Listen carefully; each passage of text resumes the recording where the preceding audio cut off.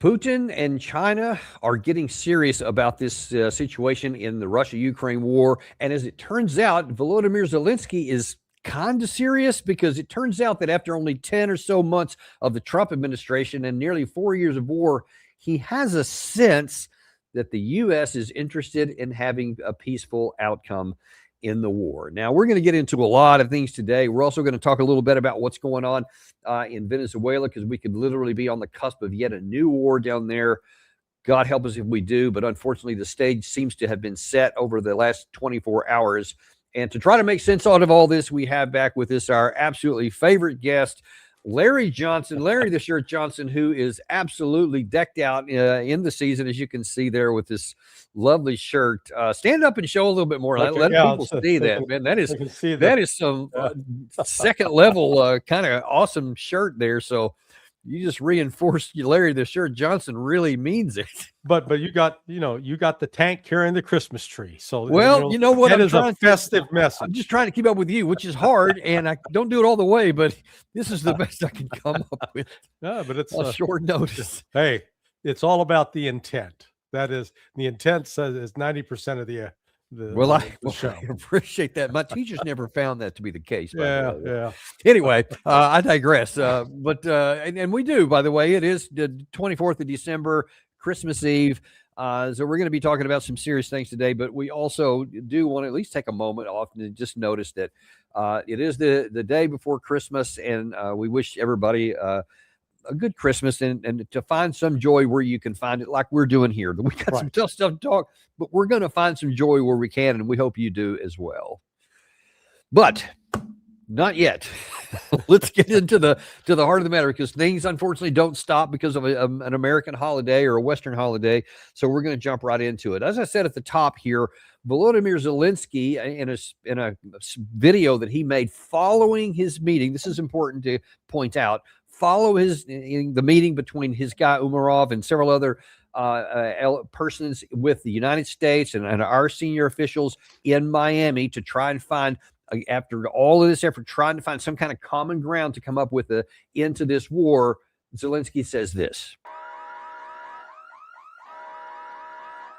Відчуваємо, що Америка хоче досягти фінальної угоди. І з нашого боку повна співпраця. Головне, щоб Росія не зривала цю дипломатію та на 100% серйозно ставилась до закінчення війни. Якщо ні, повинен бути додатковий тиск на Росію. Світ володіє всіма інструментами, щоб тиск спрацював, щоб мир був. So, bottom line is, Zelensky has a sense, so that'll tell you how keen he is on this, that Trump, after campaigning all of 2024, actually back into 2023, and wanting to end the Russia-Ukraine war in a day, and everything he's done in the last 11 or so months, saying, yes, I want to end this war, Zelensky now has a sense that he wants it. And I'll just point out, he says he is 100% convinced that Russia has to finally get serious about this. And if they don't, it's time to put pressure on Russia. What do you say to all that? Zelensky reminds me of the guy playing strip poker who's sitting there in his underwear. That's all he has left on. And he's up against the guy wearing a 3-piece suit plus a parka. So, he's out of luck. I mean, he's divorced from reality. He understands he's the highest paid actor in Europe, in the world, in fact.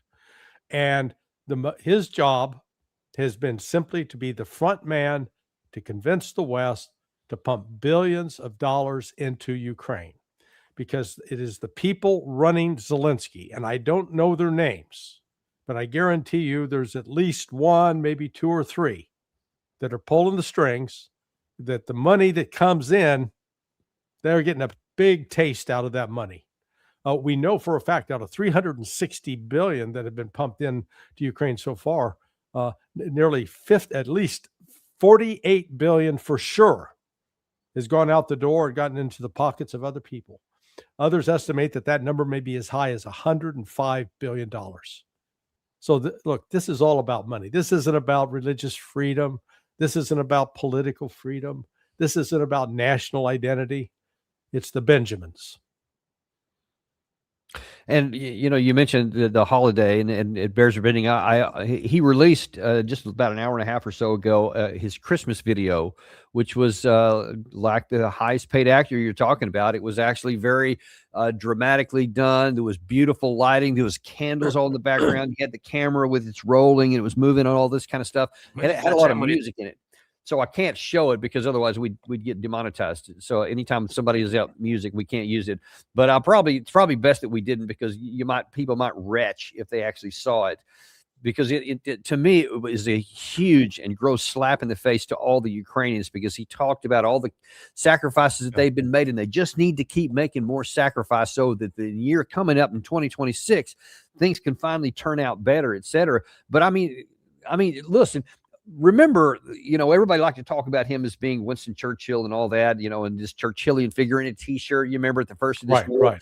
And Churchill in those first dark days really did provide some motivation and some benefit and some light and some encouragement in some dark times for the British. And they, you know, they stayed after it. They didn't stay down when they were low, and then they ended up coming back and winning. And a lot of people are thinking, well, he's just playing a card from the Churchillian figure. But I think, and tell me what you think here, I believe that he's doing more of his best incarnation of Hitler in the bunker at the end. This is not encouraging anybody. And in fact, you talking about we're continuing to fight. What does that tell you to all of the mothers of the people that are about to press gang into service, that almost most of whom are going to die?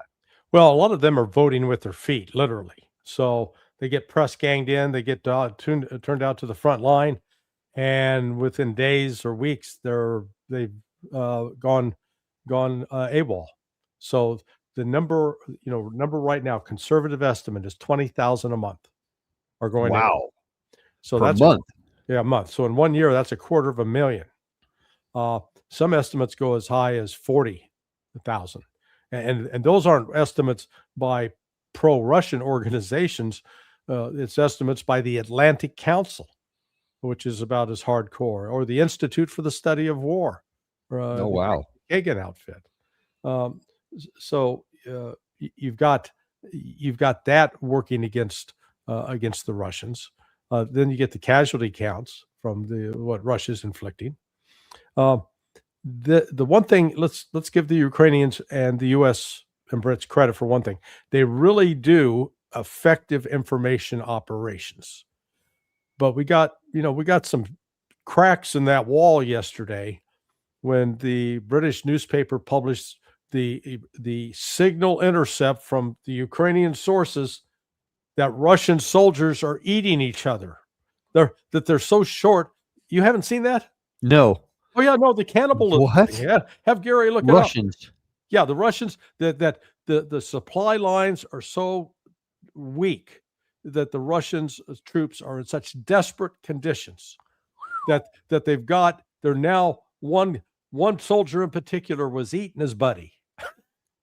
It's like, shades of the Argentine soccer team, the one that crashed in the Andes Mountains about 30 years ago. Yeah, look at that. No, that's not it. There's another one. Just look. It's a British newspaper. Yeah, it's on the right there. The Putin's desperate troops are so short they're eating each other. I see it now. Yeah. Not the Santa's reindeer part. Yeah, I'm just sitting there going, what does this have to do with Santa? But this is an example of how desperate these guys are getting now. Because let me see if I got this straight. Russia is such a potential terrible threat to Europe that its soldiers are having to eat each other. I see where you're going with this. Yeah. Now, which is it? They're so hungry that they're eating their buddy Mikhail, or they're all because they ate Mikhail. They're all fired up to go get them some of that European meat. Oh, that's dark. I mean, sorry. I feel. Hey, what's for dinner tonight? I think we eat French. Oh, you're on a roll, man. Sorry. But your point is valid in that. I mean, aside from the mocking thing, which, by the way, was done again here just a couple of days ago by some other French, I think it was French leaders, saying that Russia has only gotten this little amount here in the last 24 months, so they can't do anything. then you have this stuff here where they're eating their comrades because they're, which presumably is, going on all over the place. Yeah. Although Hey, that one's there got a June 20th date, interestingly. So I wonder what happened between June and say the fall of Pokrovsk, because it didn't seem to have been much of an effect on that. So don't know how that's working. Yeah. But can you hear the anyway. questioning? Can you hear the questioning? Dmitry, where is Vladimir? In my stomach. He's here with us. Sorry, sorry, we're getting off topic here. I'm sorry. But listen, the point is when they stoop to that kind of ridiculous propaganda, the game's up. Because and this has been going on for a long time. I mean, remember they were raiding refrigerators to get the technology out of it because they were so low on stuff. They were fighting at the front line with shovels. They were attacking the Ukrainian guys with shovels. Remember that one? Yeah. Now hear this. They're eating the dogs and eating the. Oh no, that's a different one. Yeah. Sorry. I guess they were trying to take a page out of the Trump book, but it didn't work very well for him either. But. Anyway, I digress, but let's get back to the point at stake here.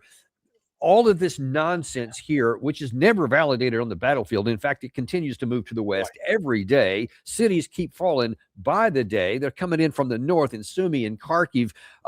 They're taken again back in the area around Kupiansk, where the Ukraine had a temporary tactical advantage for a bit of a time, and then all around down to Zaporizhia, etc. So it doesn't seem that they're having a lot of loss in there. And then Zelensky makes these comments after his guys came back from Miami. Now, what does that tell you about where the U.S. is in all this? Because this is allegedly, I mean, since we had the 28-point peace plan, then the kind of the 19-point, it was out of a 20-point, and then it was this big meeting here where we met with, I think, Kirill Dmitriev in Miami. Then we also met with the Umarov from Ukraine, etc. This is all the time when Putin's making that big 4-hour marathon speech that he does at the end of every year, and all this kind of stuff. Mm-hmm. And yet, after that, Zelensky comes out and says, we're going to put pressure on Russia, and we're not going to do anything. We're not going to give up any land, any of that kind of stuff. What does that tell you about what's going on in Miami? Did go on? I think the expectations surrounding that are completely misplaced. I'm now, after really thinking this through, asking myself, okay, what kind of deal would be acceptable to the Russians? And let's ignore what all the different subtitle, territory concessions, etc. Any final deal with the United States is going to the Russians, I believe, will require that it be a treaty and that it be ratified by the U.S. Senate. And so, under the Constitution, the Senate must ratify a treaty with 2/3 of the senators who are present for the vote. So let's assume with 100 senators, 66 are going to have to line up to vote to approve this treaty agreement that Trump reaches with the Russians. I don't see, Trump doesn't have the votes, number one, to give for what the Russians are going to be willing to accept. They've made it clear they're not giving back any of the 5 former Ukrainian oblasts. They're not giving those back. That stays. They're not going to accept an 800,000 man Ukrainian army. They want it less, and they don't want any NATO troops at all anywhere on Ukrainian territory, quote, guaranteeing security. Not going to happen. So just those 3 points alone, regardless of everything else, the U.S. Congress would not approve a treaty with those conditions. So this is all theater. I think this is what Dmitriev is doing with Witkoff and Kushner, trying to see if they can actually find an economic lane where Russia and the United States can cooperate economically and start trying to rebuild some trust that way, where both sides can make money. The Russians, I'm sure, are fully up for that. Remains to be, and Trump with Witkoff, they may be able to pull off a side deal. I would note that the Trump administration is doing some things in secret or not publicizing it. And specifically, you remember under Biden, it was a year and a half ago that they imposed OFAC, Office of Foreign Asset Control, restrictions, sanctions on Russian media outlets like Sputnik, RT, TASS, and that any Americans who were working for those companies. So you had Rick Sanchez, who was with Russia Today. Scott Ritter was getting some money. Garland Nixon was doing radio shows with Sputnik. All of them had to go on. They had to stop. No more money. Now, John Kiriakou, he's back on air on RT with his show Whistleblowers. And I said, "Hey, man, how'd that happen?" He goes, They've lifted the OFAC restrictions. No kidding. Haven't announced it, but it's happened. So that's why I say that at least there's some minor progress to show the Russians perhaps a sign of good faith. Now, there's still that property that Obama confiscated, the Russian, dacha outside of Washington, D.C., up in Potomac, Maryland, and I think that was also up in Pennsylvania. You don't have direct flights yet back and forth between the United States and Russia. And we have yet to name a full-time ambassador to the embassy in Moscow. So there's still some steps that the Trump administration needs to take to, I think, demonstrate to the Russians good faith. But well, listen, I want to try to figure out what our objective is, because I mean, those are pieces that you're talking about here and some evidence of little movements here and there. But what is the strategic objective? What do we even want to accomplish? And I say that because here, I guess it was 2 days ago, Gary, this wasn't in our lineup, but if you can pull that one that just is labeled Trump up, the 34-second one. This is when Trump was asked a couple of days ago at a press conference where we are on this. And I think it was at the time that the delegations were in Miami. And this is a significantly concise reduction in what he actually said, because he just rambled on and on about all kinds of stuff here. But notice how this ends, because, well, notice how it starts with the question and notice how it ends, and then we'll talk on the backside. So the talks in Ukraine, Russia are going along. They lost, as you know, 27,000 soldiers last month, mostly soldiers, some people in Kiev, etc., but mostly soldiers. And I say that, there's tremendous hatred between these two leaders. Between President Putin, President Zelensky, tremendous hatred. You remember at the beginning of that whole thing, I gave them javelins. Javelins are the anti-tank busters. But the bottom line, it's time for, I think they're all tired of that war. Everyone's tired of that war. It's got to stop. Yeah, we are talking, he said at the first. And then at the end, everybody's tired of the war and it's got to stop. Anyway, next question. He literally didn't say a thing about what we're trying to accomplish. And I can't even put the things together. What do you think? I think there's a difference between what Trump wants to do and what the deep state is still going to do. What Trump wants to do is, one, burnish his reputation as a peace president. So he wants to be able to, put that title on his mantle. And to get some business deals going with Russia that will both, enrich his family and, hopefully make the United States some money. But he's not thinking strategic big picture. The national security strategy that came out, and, I've never seen anything like it in terms of the public reaction to a document like this. Never in the past. It always passed unnoticed. That was essentially announcing the U.S. divorce from Europe, putting onto paper what J.D. Vance had said at the Munich Security Conference earlier this year, that we're doing a trial separation with the EU in particular, and it was driven home yesterday with Marco Rubio's announcements that we're banning a number of Europeans from coming to the United States. I don't remember. I don't think we've ever banned a European from coming to the States in the last 100 years. So that was a pretty remarkable step. The deep state still is wedded to this notion that we've got to weaken Russia, break up Russia, as an ultimate stepping stone to go after China. Now, the rewrite of the national security strategy actually downplayed that, and it shows a clear distancing from Europe in it, and at least rhetorically, no longer pitching, portraying Russia and China as these implacable foes that we must militarily conquer. Now, I think Trump was, I'm not sure what role he had in, I'm not even sure he read the document. I think he was briefed on it, and he probably went, "Yeah, sounds good to me."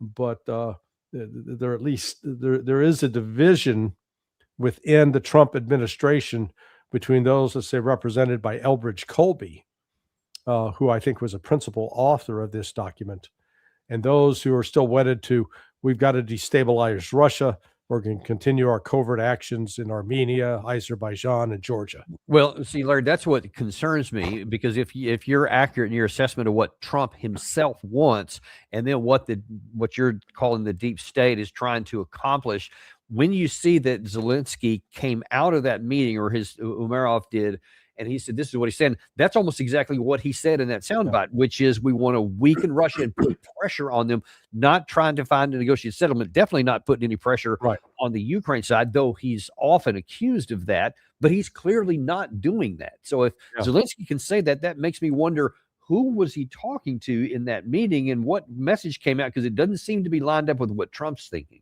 Yeah, well, and this is where I think the CIA is they're still on the old program. No matter, it's, John Ratcliffe is there in charge, or he's sitting in the director's chair.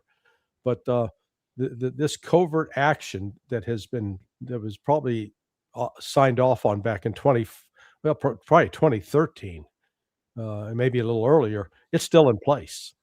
And the objective in there is to use Ukraine as a proxy to weaken and destroy Russia. We want to break up Russia into a variety of sub-countries.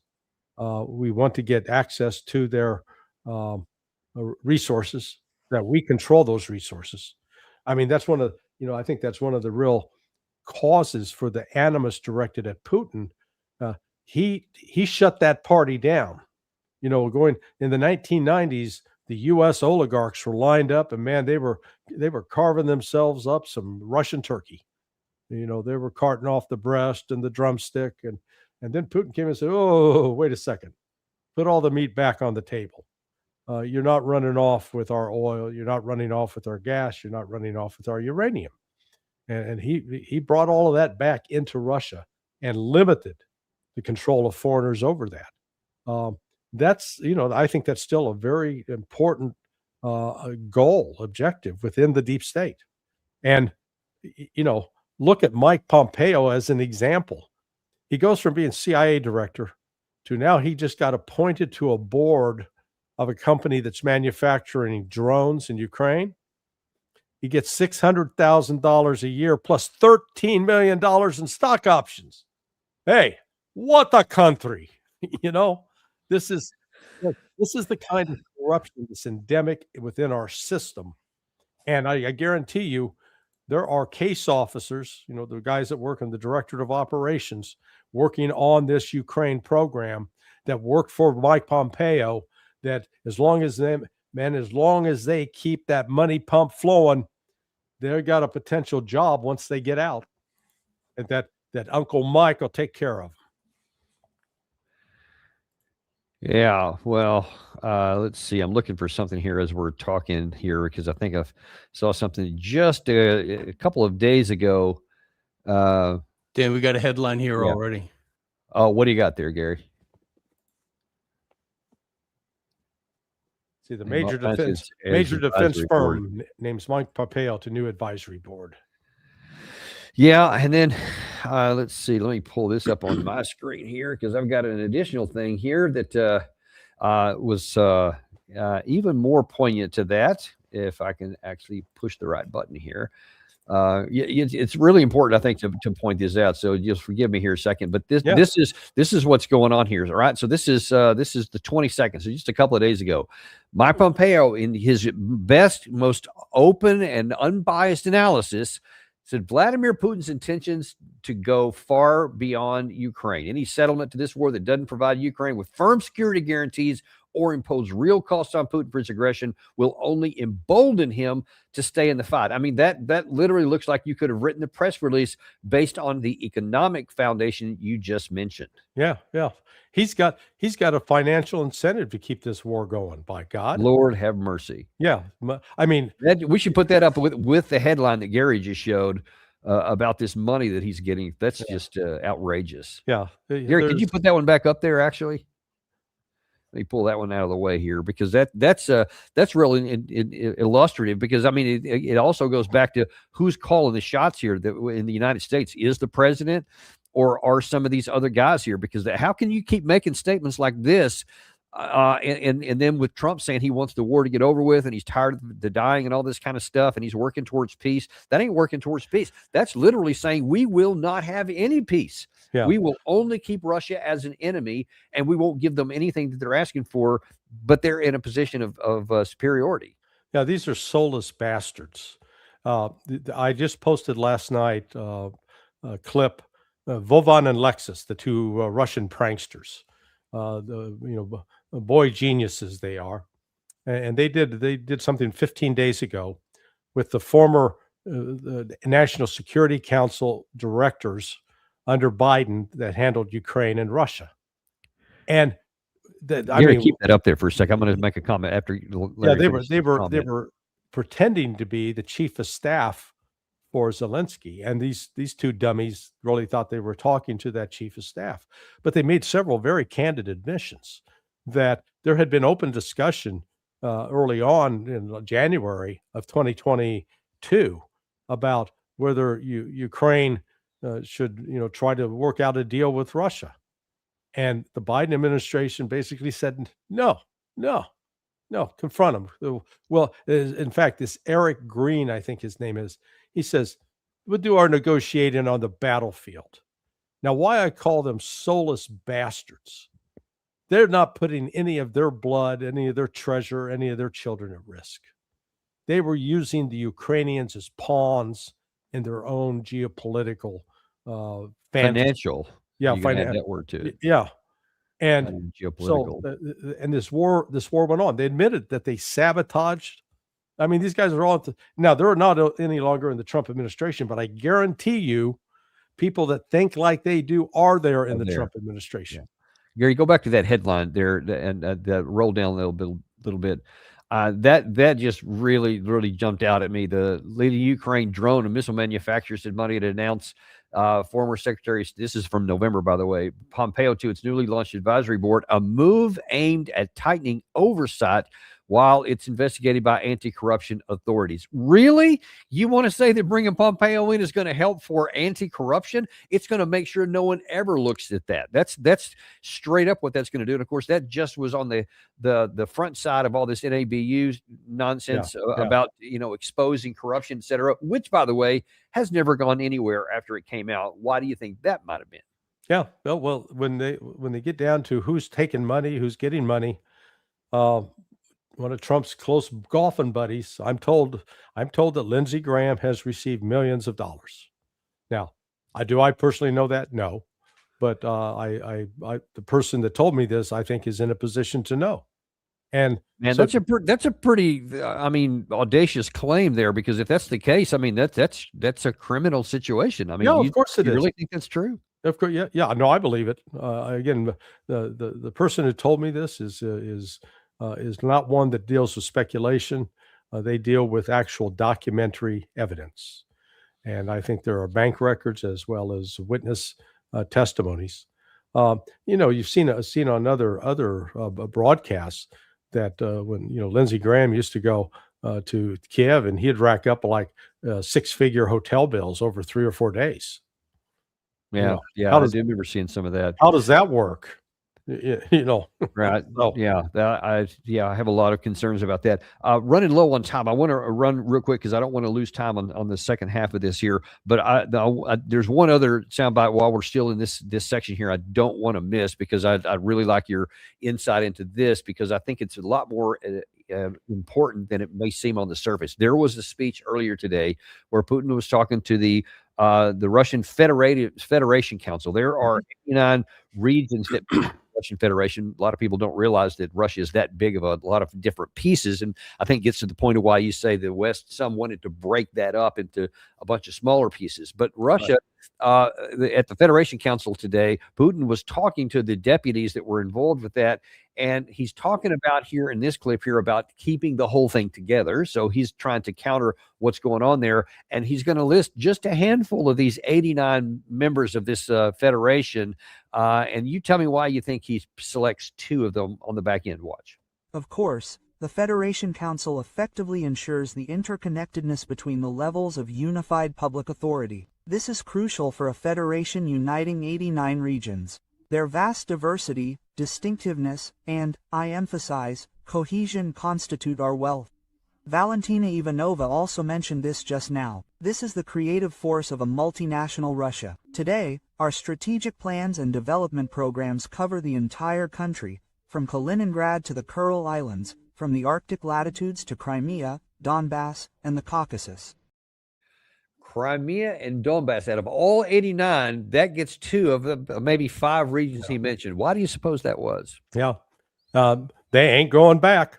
They are now permanently part of Russia. But also he said the Caucasus, Georgia, Armenia, Azerbaijan are considered part of the Caucasus. Huh. I don't know if he's signaling about anything in the future, but I think Putin has come to the realization that there is no diplomatic solution to the war in Ukraine right now. The terms are going to be set on the battlefield. There's going to be a military defeat of Ukraine and its proxy NATO. And it will be at that point that the West will be compelled to negotiate with Russia on Russian terms, in the same way that von Paulus got to negotiate with Zhukov after the Battle of Stalingrad. He was they'll not do what makes sense, and they'll double down on failure, and then we have a risk of a clash. You can't eliminate that possibility on the all. Correct. Yeah. But again, what I look at with even the risk of the clash with Europe's got limited capabilities. That's a fact. I don't know that they're aware of it, but that is a fact. Yeah. I mean, UK struggles to get an aircraft carrier launched out of port. It's usually breaking down once it gets past out in the open ocean. And remember, you got to get Steve Jeremy back on when the Brits were advertising on social media to hire an admiral to run their submarine service. What? You're going to YouTube or to TikTok or to X to find somebody who can command our submarine fleet. What happened to your chain of command? My understanding was the way a professional military is supposed to work is that your subordinates are always being prepared to take over, because the military inherently recognizes, we could get killed, we could die, and we need to be able to have it built into the system so that somebody can step in to take over that role. But even in this, the Brits are going, no, we can't do that, mate. Don't seem to have anybody qualified yet. Yeah. Yet another area we need to check into soon. Putin went also today, he wasn't just talking about the 89 regions of the Russian Federation, but he also talked about one of their number 1 trading partners, strategic partners, and potentially some connection with military in China. What really makes me happy is that we are cooperating in high-tech manufacturing, science, education, humanitarian ties, and space exploration. We are cooperating, and this is simply an indicator of the trust between our countries and the level of that trust. We are cooperating militarily, regularly conducting joint exercises and patrols, both with strategic aviation at sea and with ground forces. All this suggests that our relations, as I have said many times and want to emphasize, will not be wasted. Will not be wasted. That kind of stood out to me because you talked about maybe his comments there about the Caucasus, about the Donbass, and about Crimea being a signal to the West. This seems like it's a signal too. Yeah, no, absolutely. There are a lot of very prominent, smart people in the United States that genuinely and sincerely believe that this relationship between Russia and China is just a passing fancy. This is like, the they're obsessed with the hula hoop, but next week they're going to a slinky toy or something. That there's no way this relationship can last. And what they don't understand is that one of the consequences of Russia's special military operation and the West's reaction to that, the attempt to punish Russia economically, to use what was supposed to be an international financial order that served the interests of the world without political considerations entering in, that in fact it exposed all that as a lie. And it was in February of 2023 when Xi Jinping went to Moscow, met with Putin, and then they come out. I mean, they're hugging. They are talking about their friendship. The only thing they didn't do was go buy furniture together. Okay, that we know of. That we know of. But since then, this relationship it's expanded. And as Putin was answering that question, last Friday at that 4.5-hour press conference, he was explaining that it's not just in one area. And in fact, I saw in December of 2023, when that was my first trip to Moscow, and I stayed at the Intercontinental Hotel on Tverskaya Ulitsa, Tverskaya Street, which is about 10 blocks, I guess, north of Red Square. Went down to the breakfast room, walked in, and I thought, did I get off the wrong plane? Did I show up in Beijing? Because I was the only Caucasian guy in the restaurant. Everybody else was Chinese, other than the waiters. So this relationship between China and Russia, it's real, it's genuine. And frankly, the United States has now created a power center that we cannot counter. We're going to have to, at some point, swallow our pride and figure out how we can play along with them, play in their arena, because they're building a new stadium, a whole new system. And if we don't play, we'll be locked out. Well, we haven't gotten that message yet, I can tell you with some authority. And I want to shift some gears now. We're going to still continue on with Russia and China, but we're going to see it's not limited to just what's going on in the Ukraine war. It's got much larger aspects of this. And as it turns out, you can add diplomatic cooperation to that, because there was a speech that both the Chinese and the Russian ambassadors made a comment in a speech at the United Nations Security Council. Here, I guess it was just yesterday. That was given as a response to the United States ambassador to the United Nations, the UN Security Council, Mike Waltz. Now, they were talking about the situation in Venezuela. And I'm going to start off with showing you what Waltz said so their comments will be in context here. But this by itself should alarm every good American, everybody who wants to be in a country that is safe and secure and follows the rule of law. Because what you're seeing here sounds very much like a rerun of the prelude to the 2003 war in Iraq, which was completely unjustified. And you may remember Colin Powell at the UN Security Council with that big vial of fake stuff that he put up and claimed weapons of mass destructions and all that, right? I think everybody's pretty clear on what a disaster that was. What you're seeing now, starting yesterday, in light of the 15% of the U.S. Navy hanging out around Venezuela, this takes on greater urgency. Here's what Mike Waltz, first of all, we're going to see what he said about the justification for why we might do something. The United States does not recognize Nicolas Maduro or his cronies as the legitimate government of Venezuela. Nicolas Maduro is a fugitive from American justice and the head of the foreign terrorist organization Cartel de los Soles.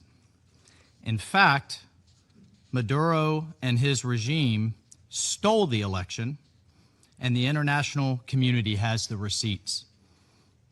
President Trump has been very clear that he is going to use the full power of the United States of America, the full might of the United States, to take on and eradicate these drug cartels which have operated with impunity in our hemisphere for far too long, and everyone knows it. So if anybody missed it, let me just say in that one little clip there, you had, first of all, him declare that Maduro was the head of a drug cartel. He listed the name of it there. And then he said that President Trump is committed to destroying all of these cartels using the full power of the United States. Just on that right there, how do you read his comments? Yeah, Trump thinks he can kill his way out of this, and he can't. He'll find it out the hard way. It will burn his presidency to the ground, and it's his own damn fault. But unfortunately, there are going to be a lot of Venezuelans who'll die in the process, and a lot of American soldiers that'll die in the process. This is, George W. Bush thought he had it going when he did his mission accomplished speech, and didn't realize that the worst was yet to come. And I think Venezuela has the potential to be much worse, simply because the kind of planning you should do in terms of, okay, we're going to go in, we're going to try to take control of this country. What are we going to need to do in order to secure that? That level of planning has not been done, I'll guarantee you. And so if it hasn't been done, and yet we have this statement here, we have 15% of the Navy, as Lindsey Graham said a couple of days ago. I wish I had pulled that soundbite up, but I forgot to grab it, where he said, listen, we got 15% of the United States Navy out there. If Maduro's still in power, and I forget whether he said some number of months from now, or he doesn't go anywhere, then Trump looks bad. And all of these guys in Russia and all these guys in China are going to be saying, oh, America doesn't mean anything. He's basically taunting Trump and saying, you better do something with all this power. But as you pointed out, there's almost no way all of the preparation that you have to do for this kind of thing could have taken place. The question is he going to? Well, we now have at least two real world examples of Trump's use of power. And what did it accomplish? The Houthis. By God, we're not going to be wimps like those Biden people. We're going into the Red Sea. We're going to teach those Houthis a lesson. And what happened? We lasted 7 weeks. Whereas under Biden, the Houthis were shooting down an average of one Predator drone a month. Under Trump, they were shooting them down one a week. And they lost three combat aircraft in the spate of those 7 weeks. And the aircraft carrier came close to getting hit. So what did Trump do? We win. The Houthis capitulated. Let's go. We're leaving. Then we had them obliterating Iran. Iran's obliterated. Well, now Bibi Netanyahu's back saying, hey, can we go get them again? Because they look like they're not obliterated. So which is it? So Trump yet has a successful use of military force, and now we're watching this impotence on display again off the coast of Venezuela. Hell, put 75% of the U.S. naval assets there. Go ahead. And how does that control what's going on inside Venezuela? Yeah, you can blockade the ports. Well, there are these things called borders with Brazil and Colombia that there are lots of enterprising young men in Venezuela that say, hey, I can make a shit ton of money smuggling across the border. Voila, a new whole business enterprise is launched. Well, we'll put our 18,000 troops in Venezuela. These, we're activating our special forces. God love the special forces. They're different from special operations forces. So God love the Green Berets. But I don't care if it's Green Berets. I don't care if it's 75th Rangers. I don't care if it's Delta Force or SEAL Team 6. They have very, very limited capabilities. Especially in the conventional realm. Yeah. They don't do conventional well. They're designed to do unconventional. But unconventional has a very, very, very limited power. Yeah. And, and I learned that at the feet of my two mentors. One was U.S. He was the last Army colonel to command SOCCENT, Colonel Larry Dugan. And my boss at State, Colonel Dominic Richard Aloysius Gannon, been commander of the 5th Marines. Both Vietnam veterans. Dugan was part of SOG. So he'd been around special operations for all of his career. But they all reminded me what the limitations of those forces, what they can do, what they can't do. And the size of that force, if they go up against a Venezuelan guerrilla movement, an insurgency, they will be easily launched. Because again, it's 3 times the size of Vietnam. It's heavily jungled, lots of mountains, lots of territory that we can't cover. I mean, you go back and look at our time in Vietnam, we had more than 500,000 men on the ground, for God's sake. Larry, I remember during my time in Afghanistan in the 2010 time, I went on a combat patrol in the Kunar area, which is bordering Ukraine. I'm sorry, Ukraine. Yeah. Bordering Pakistan. Right. And on this patrol here, I asked the patrol leader, I said, how much territory do we actually control here? Because this is kind of up in the northeast corner. And he said, well, we control about 100 meters either side of the road that we're on. He said, well, that's not true. We control the road we're on and we influence 100 meters either side. But as soon as we roll past, then we have no influence or control over anything here. And then we could see, and that's how we could see probably 20, 30, 40 kilometers into the mountains on one side and about the same distance on the other side across the Kunar River. And this whole vast area, and we had literally no control at all. And that's with 140,000 U.S. and NATO troops on the ground inside of Ukraine. And in the key area on the border, we had virtually nothing. Now, what do you say, since you've been on the ground in this area, in this part of Central and South America, if we have the sum total of all the military personnel, 18,000, what can we do? Try to avoid dying. Let's take you back to that convoy in Kunar. When you let's say you were standing in the back of a Bradley and looking out, you could see for miles, couldn't you? Well, it was actually an MRAP, but the MRAP almost rolled into the Kunar River, so that's a separate issue. But, okay. But yeah, we could see quite a ways out the window. Yeah. Okay, so go back and put yourself in that situation. Only add triple canopy jungle that's on either side of the road. We didn't have that. Yeah. You can see 50 yards maybe. Well, that gives the Venezuelans a real advantage in fighting back against any convoy. Americans are going to travel. They're going to either be walking, they're going to be driving down a road, or they're going to be flying in helicopters. And I guarantee you the Venezuelans have surface-to-air missiles, shoulder-fired, that will take down helicopters. So, but you get back to the actual number of troops. We don't have enough troops to secure the road from the airport, I think it's the San Martin airport out on the coast, up into Caracas, and there are ambush points all along that route. So that's why I say I don't think Trump and his team they think this is a video game. I'll never forget, Larry, and I wish I had, again, thought of asking Jerry to dig this up. It'd take too long right now. But at the beginning of you mentioned the Houthi one, operation in the Red Sea. Man, I'll never forget the initial statement that the Secretary of then Defense, Pete Hegseth, said, and how confident and cocky he was about how we are going to kill everybody who gets in the way here. Right. Nobody's going to stop. We are relentless, I think was the phrase he said several times, relentless in getting this done for a month until we figured out we couldn't. And then we just hit the eject button and said, yeah, it's a win. Anyway, moving on.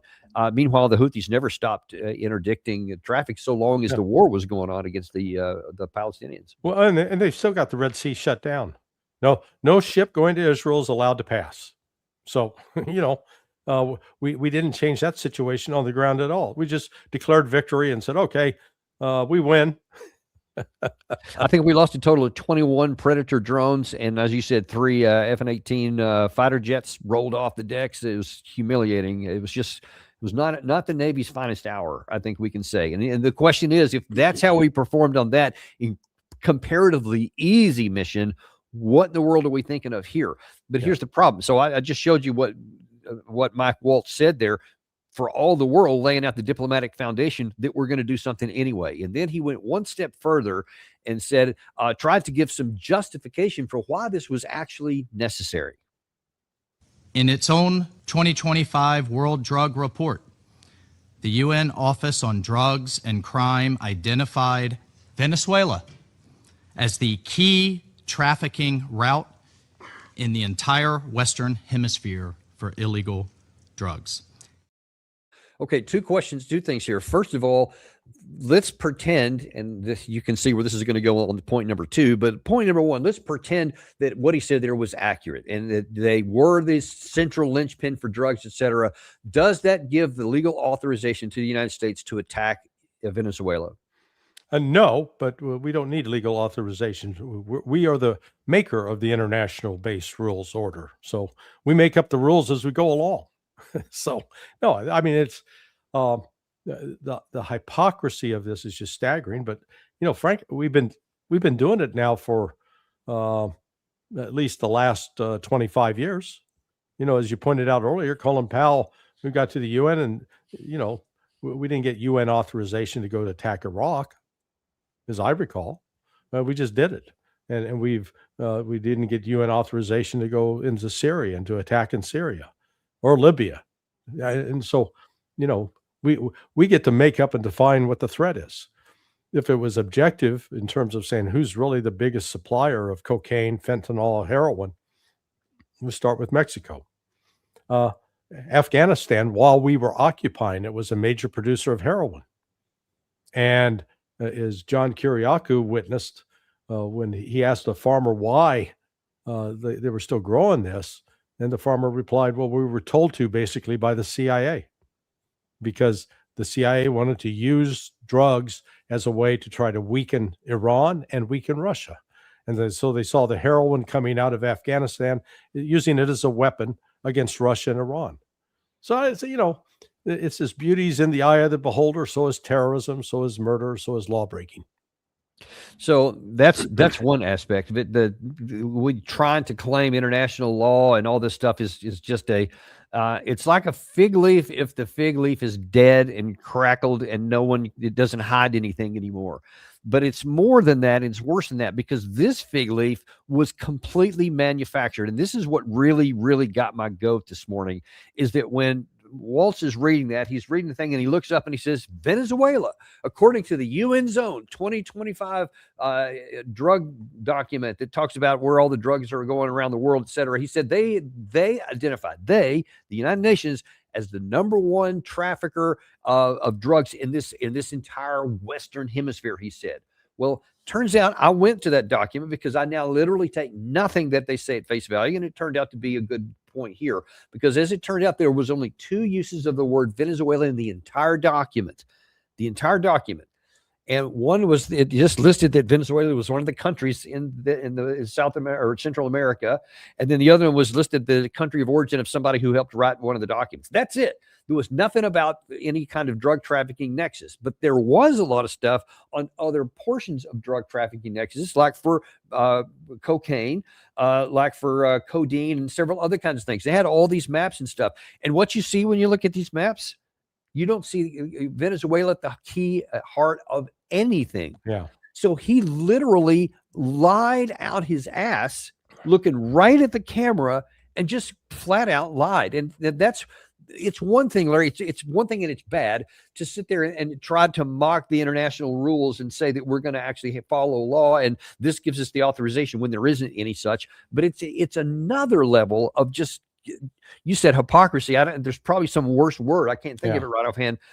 That we're just going to lie about what we're trying to do anyway. I don't understand how we have gotten this far down to where we can now ritually lie, to the point that even I, as an American who want us to succeed, can't take a word of our government at face value. And this is not, let me point out, this is not just the Trump administration. This is going on for a long time. He's just taking it to a whole new lower level. Yeah. No, it's there is a meme circulating online, and it's got a guy, a young guy, but he's dressed up sort of like a Donald Trump, and he's a complete loser. I mean, he gets rejected by women. He's terrible at sports, but then he goes to his locker, knocks on the locker, and it opens up, and it's a pair of Trump sneakers.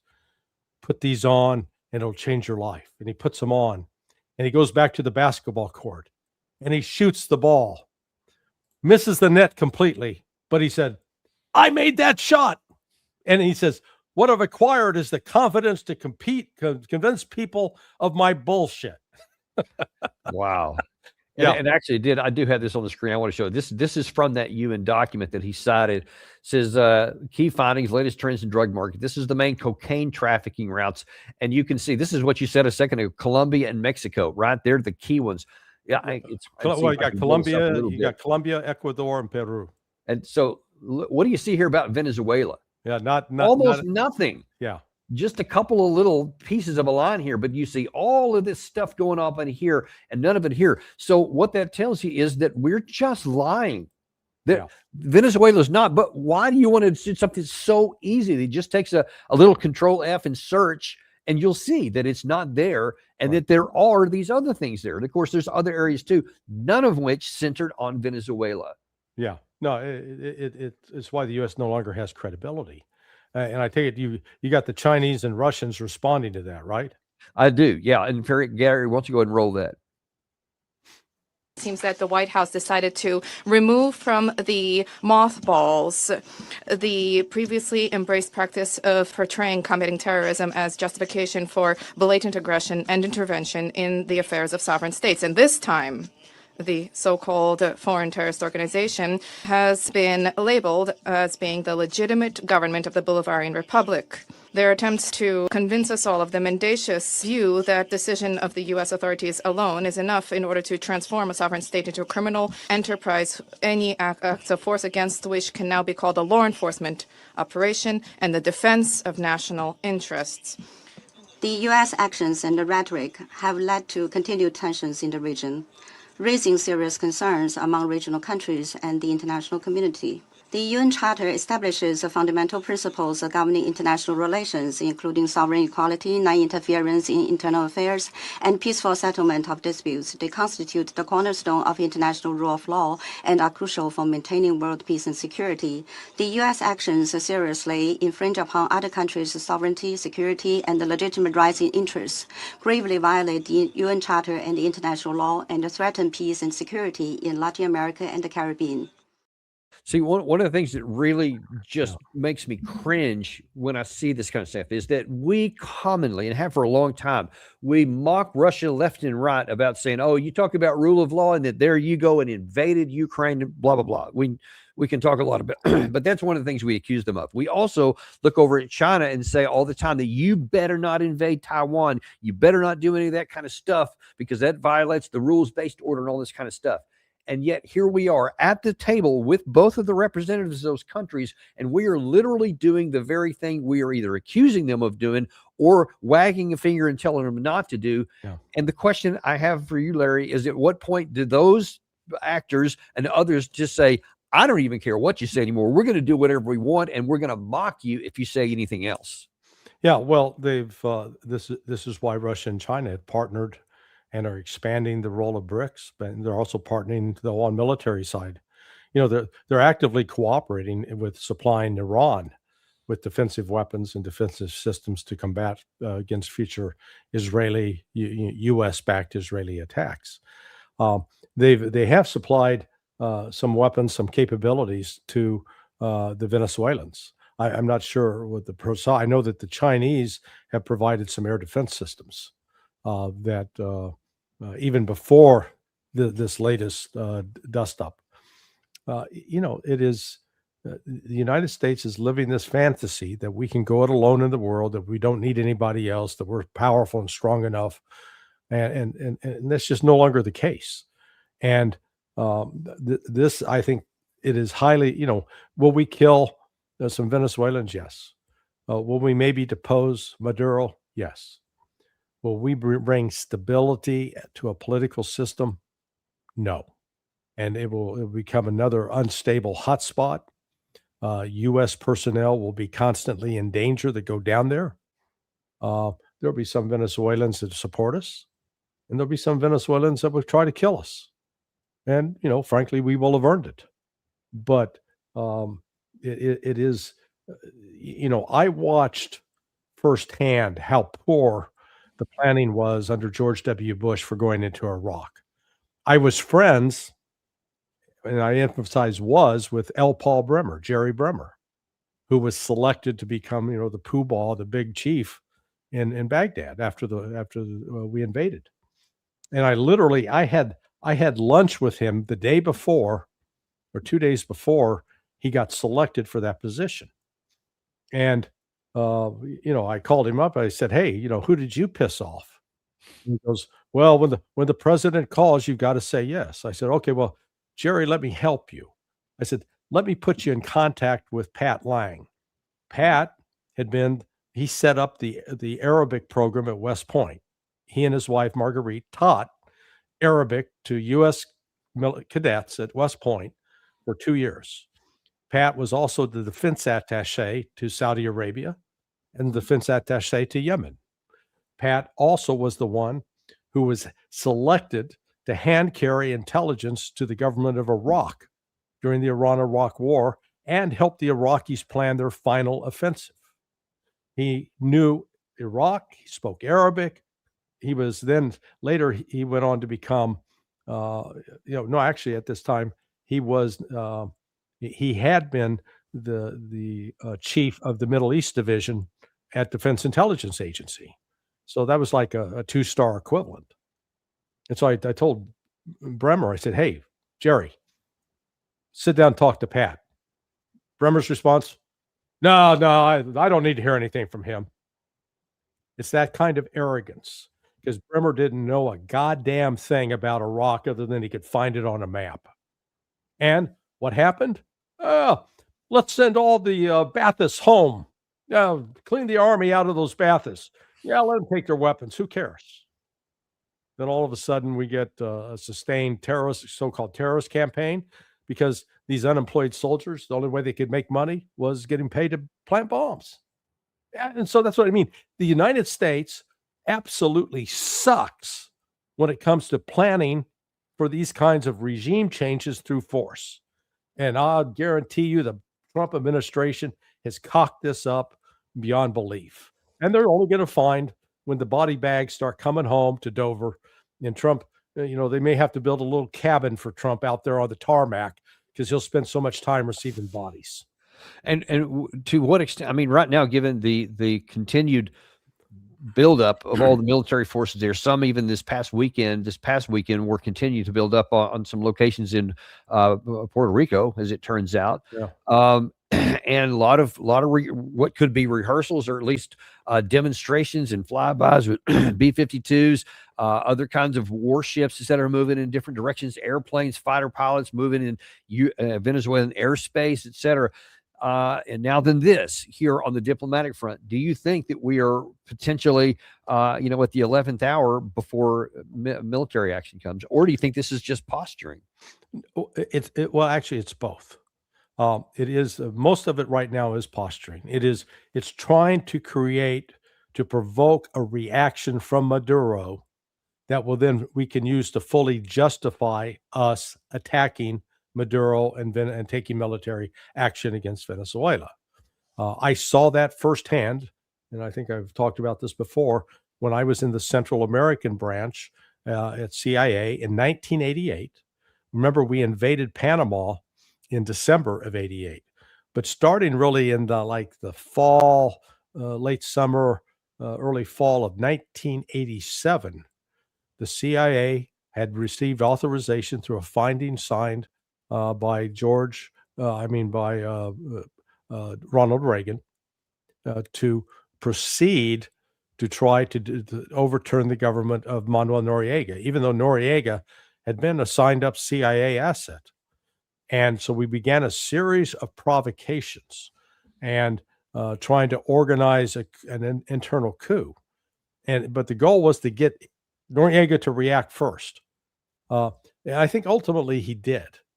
And that's why, we then unleashed hell on Panama. But, Panama is a really bad example for what we were able. We even had difficulty in Panama. And Panama is, you can drive from the Pacific side to the Atlantic side in about an hour and a half if there's no traffic. So it's not a big country. It's rather small. And we had the advantage that we had a military base, headquarters, Quarry Heights, which is where Southcom was located at the time, just outside of Panama City. And then also we, School of the Americas, we had a military base up in the northern end in Cologne. We don't have that in Venezuela. And the Venezuela has the potential to be very hostile territory, and we don't have the logistics lines to be able to support troops that get in there and get caught. So let me ask you. I know we're a little bit over time already, so I'll be quick. Two different scenarios. Just give me your off the cuff assessment. One is, let's say, what happens if we get Maduro quick? We know where he is. We have good intelligence. We have a big airstrike, a big heavy bombardment, whatever, whether it's from ships or from planes or some combination thereof, and we actually get him and we knock him out. What happens next? Okay, then there'll be an insurgency that'll start up. We saw that in Iraq. Remember all of our confidence about we'll get Saddam? Saddam was a little bit easier to find. And remember how we struggled to do that. But hey, once we got Saddam, man, mission accomplished, right? No, the fighting just shifted, and I'm sure there are people that don't like Maduro, but they sure as hell don't like us being in their country with guns. I bet you can find people in America that hate Donald Trump. But if the Russians or Chinese launched a special military operation tomorrow where they attack Washington, D.C., and they take and kill Donald Trump, you know what? And then they fan out to start taking control of other parts of the country. I guarantee you there are a number of those people who hated Donald Trump who are going to be shooting at and killing those invaders. Same thing. And we don't understand that. And I'll just add another layer to that. Even if we bring in this Machado woman, who's allegedly going to be the next one to install, who got the Nobel Peace Prize and all that, weirdly. Look, all of the infrastructure that exists for Maduro right now is in place. Just because you take him out doesn't mean all these other people who have incentive and motivation to stay are just going to suddenly go, okay, here goes Machado. We'll just give it all to her. I mean, you talk about building up an insurgency. You almost build up a civil war in whoever's on her side and whoever's on these guys who don't want to lose power. And they're not going to be just kicked out like the Baathists were, like you mentioned a minute ago with Bremer. I mean, this could go sideways all different kinds of ways. Well, look, Donald Trump gets elected as president. Does that give him immediate control over all the bureaucracy in Washington, D.C.? Oh, hell no. So we're seeing that on display today. Yeah, I mean, we're witnessing here, and these people don't have they're not allowed to bring guns to work normally. I guarantee in Venezuela they'll be bringing guns to work. It is the people there are well armed, and again, we don't have control. We can cut them off at the port. We can cut them off air access. Can't cut off the borders. Those borders are porous, and those borders have sustained the FARC in Colombia for 50 plus years. Yeah, decades. And so then that kind of leads to option number two. So number one, that option, all these branches and sequels that would fall off, they're all bloody and they're all inconclusive. Correct. Well done. You sparked that flame, right? Right. Now then the second one is we go and we try that same situation with ships and planes and all that, airstrikes, but Maduro survives that. He gets out and then he does kind of like Saddam and some of these other things, and he goes out into the jungles you're talking about, and he starts hiding from there. So we didn't get him. Now what? Yeah. What do we do? Then our options are, well, we're going to have to institute a draft. We're going to have to plus up our army substantially, and we're going to have to send enough troops in there to go get him. And if we don't, if it's politically impossible, you can't draft, no one's going to decide him for that, then what does he do? So, or the alternative, the same thing would be request assistance from countries like Russia and China for a negotiated settlement. That if our concern really is the flow of drugs, I know that Russia shares that concern. I mean, they've had a problem with the flow of heroin into the country. Oh, wait, we were doing that. Okay. But China would be of the same mind. They felt the consequences of the opium wars, more than a century ago, thanks to the Brits. So there are ways to enlist, actually, if you're serious about building an international rules-based order and having the most powerful nations of the world cooperate, that if the goal is really to get Venezuela to stop being a transit point for cocaine and marijuana, which according to the U.S. INCSR report, the International Narcotics Strategy Country Report or Strategic Country Report, whatever it stands for. Yeah, they've been a transit point for drugs, and a lot of it, 40% of what goes through there goes to the U.S., and another 50-60% go to Africa and Europe.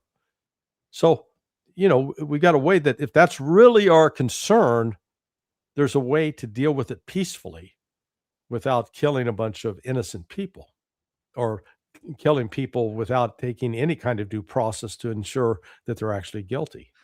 Yeah, we don't seem to be concerned much with that. No. My worry, Larry, is that in option number 2, I painted where we went in with big and blew a bunch of stuff up, killed a bunch of people on the ground. We didn't get him. Is that now then there's no political will whatsoever to have a big war going on. I mean, he ran on not doing that, so we can't then expand that on a big scale and go in and do something. And then what are you just going to say? Bummer, we missed. Okay, and then come home, because then you look really stupid. I don't know what Trump's options would be, because they're all bad, every one of them. Yeah. Well, again, they're not well thought through. They've taught this Hollywood solution.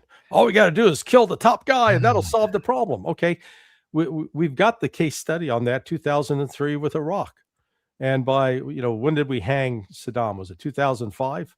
Something like that. Yeah. Yeah. I think it was. We finally captured Saddam. Delta Force rounded him up.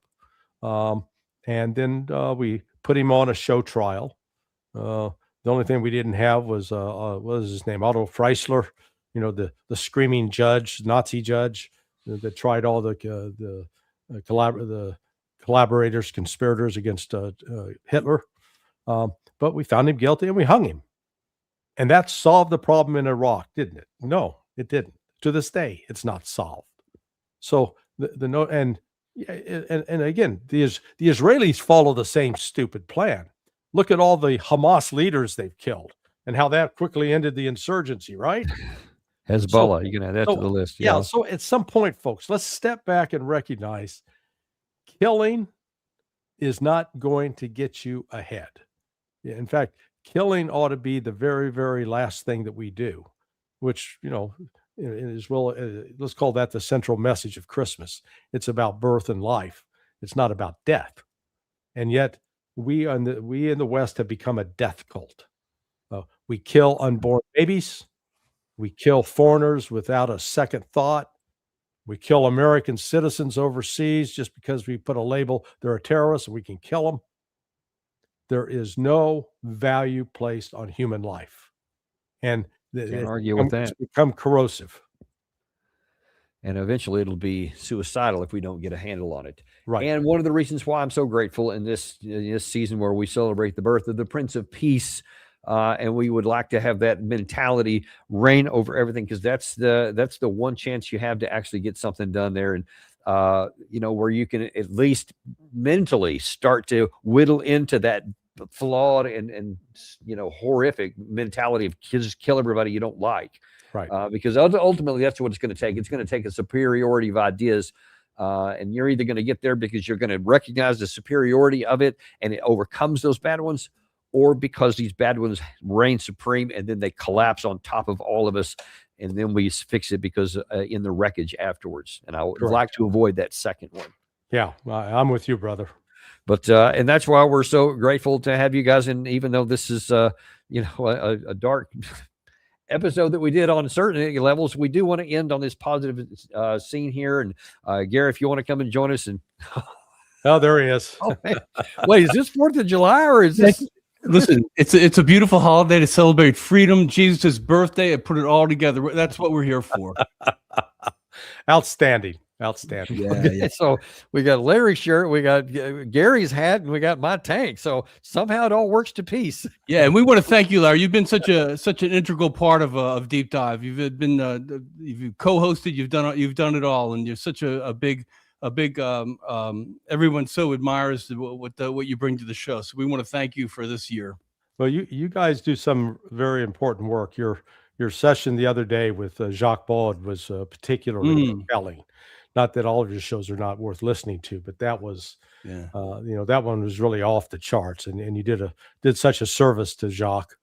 Yeah, it was really something, Larry. Before we even had him on, we had people asking for him, when are you going to have him on again? Because he doesn't make so many rounds, as other people do, as you do, for example. So he's a little bit more. He's just not obscure, especially on English channels. Well, right, exactly right. Yeah. And I think what was so appreciated by the viewers was how pissed off Danny was over this. You said, "Ooh, I don't want to piss off Carol Davis. That would be a bad day." We're looking to start a GoFundMe account for him in America. He says he basically cannot do it there in his home base. Oh, boy. So we're trying to establish that over here. So he's talking to his legal representatives, and hopefully we'll get that established for him. And a lot of people have been asking for that. Yeah, well, that'd be a great Christmas present for him. Indeed, right? Yeah. Well, listen, I appreciate both of you, Larry, Gary, and all of our viewers here. We wish you a Merry Christmas and a wonderful New Year. And we won't be here with you live tomorrow. We probably will have some one of our better encore shows. We'll have something for you later, but we'll be back on Friday. So look forward to seeing you then on the Daniel Davis Deep Dive. Merry Christmas, everybody. Bye-bye.